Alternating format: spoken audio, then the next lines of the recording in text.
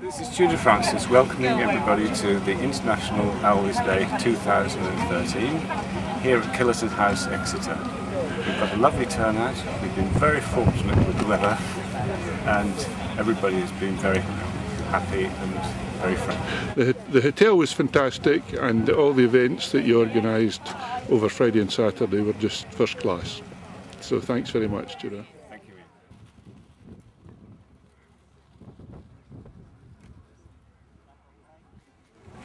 International Alvis Day 2013 at the boutique, and here are the ladies who are manning the stall. How are sales been going? They've been going really well. Have they? Very interested.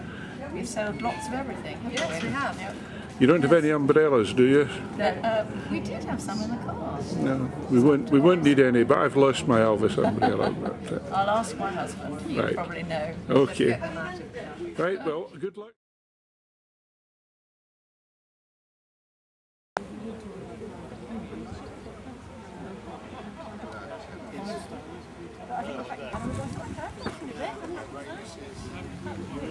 What do you think of the turnout of cars? It's a very good turnout for the southwest. Yes, and it's been an absolutely fabulous weekend. But I suppose you were setting up the stall yesterday. Or was it? No, we arrived first thing this morning. Right. So it's a long day for us. So could you tell us about the new 4.3 and how it's progressing? Yes, yeah. This is the first all new car, which was registered on the 11th of June.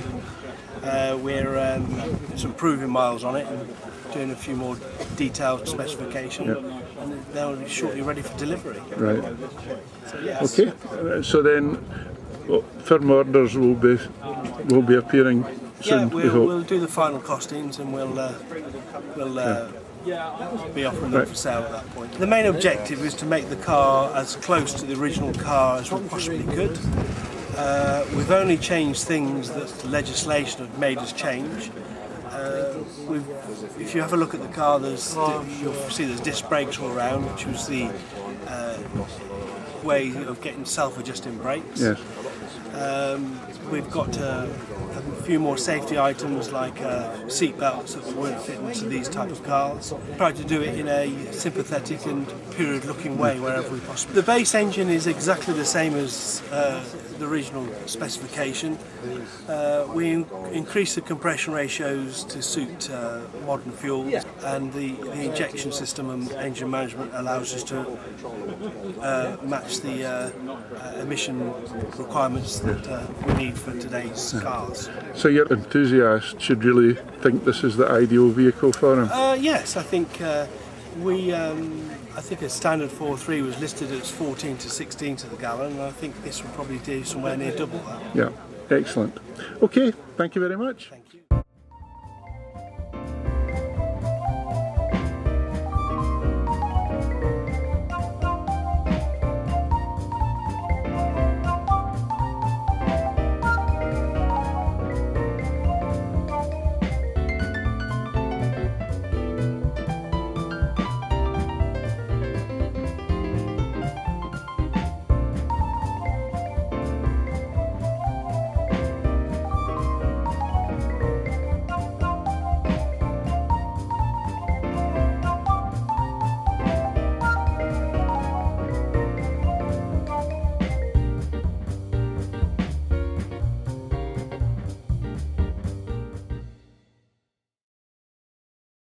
It's a 1932 TL 1260 Alvis, restored in about 1965, I think it was. Yeah. And been going ever since. So how long have you had the car? I've had it about 15 years. So this must be one of the older cars. Well, this is one of the newest of this group here. Yes. This is the 1250, 1260 group. And did you have an uneventful journey? Yeah, we came from the Isle of Wight. Very good. And it was about 110 miles. We did it in... I didn't time it, but about 3.5 hours. No. Wish's car and not mine. If I'd put a hair on it, would you recognise it as a Firefly? I would have recognised it as a Firefly. Hair on it normally. And I have to put the Firefly on for special occasions. Yeah. So how long have you had the Firefly? 50 years. And how do you find it? I shouldn't say it, very reliable. That's Right, we'll break down on the way home. not at all. And has this got the pre-selector gearbox? Yeah, yeah. And did you find that took a bit of getting used to? No, I was 19, I went straight to the middle of Exeter, and you soon get onto the correct pedal if you hit the wrong one. Yes, yes. Especially if you're... Gosh, how no. Oh well, so tell us about, about the car. Right, well I bought it about 10 years ago from a registered member up in Manchester. Yeah. It had one or two things that needed doing to it. Took about a year to get it really up and running. Since then it went up to International Alvis at St Andrews, then they went round the Highlands. It's been round the Peak District, went to Vic Allen's 80th birthday party. It's been round East Anglia. It did Andrew Barlow's trip round Wales for a week. So yes, it gets about. It's done. And the body style is absolutely beautiful. It's the body is you know, it's original. One or two squeaks and groans about it, but yes, it runs. Yes, excellent. Okay, thank you very much. You.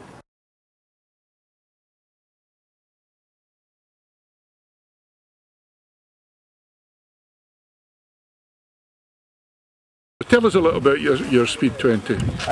It's a Charles Follett car from 1936, probably about October 36. Very much exactly the same line of body style as the first of the Speed 25s with the small boot. Yes.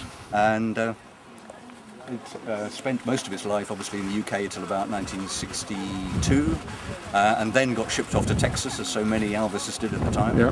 Spent about 8 years or 9 years there, and then moved around other parts of the States, and then got shipped to Australia. Yeah. Spent another 3 It's or 4 seen more years. of the world than I have. Well, it has, and yes, it's got more miles on shipping, I think, than actually on the road. But anyway, it then went off to Australia, and the guy, it got sold by Sotheby's in Australia.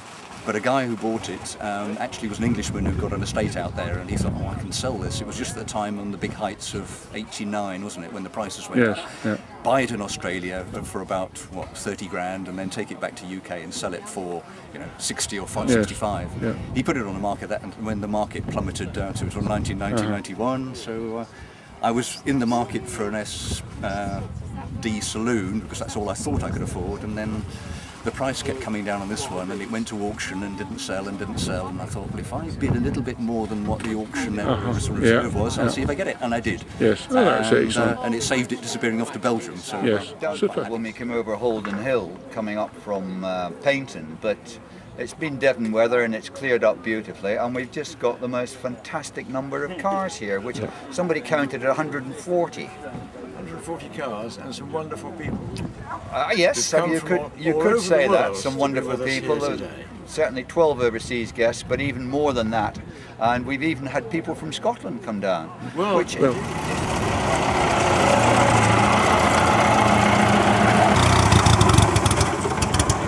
Alvis produced this car, and this is halfway through the developmental phase. The engine, overhead camshaft, driven by straight cut gears, and the crash gearbox and the crown wheel and pinion are all straight cut. So it is quite a noisy car to drive in for any length of time.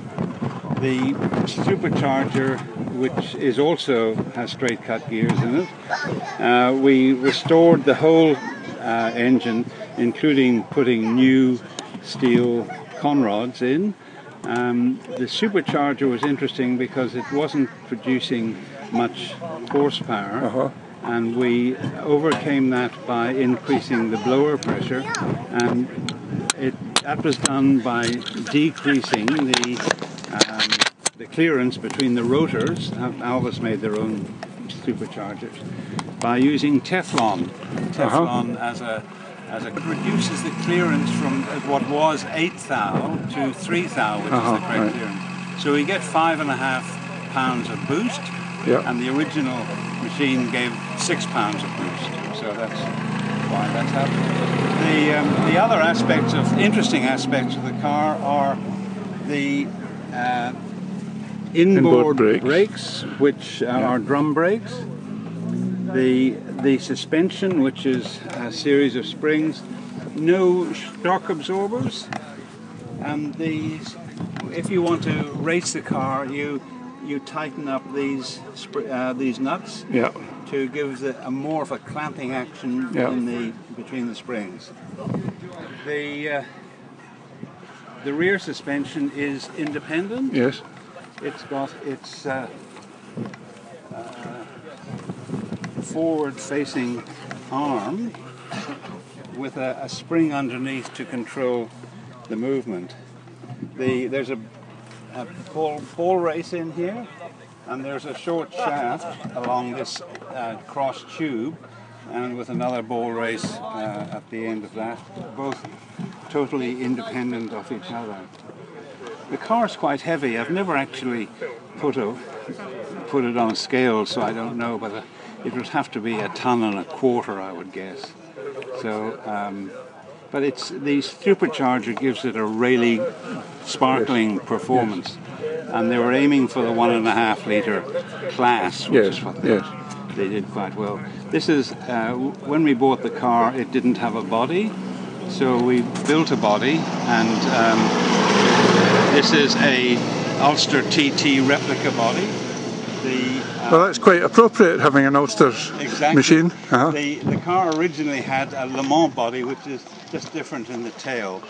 The TT body's got a boot in there, which is quite useful. So how do you find it drives as far as the independent, the front suspension? Well, it in fact corners. It's the best cornering car I have ever driven.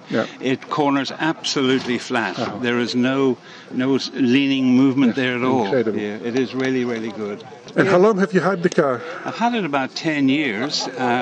It took us about 4 years to restore it. And then in the last 5 or 6 years we've been using it.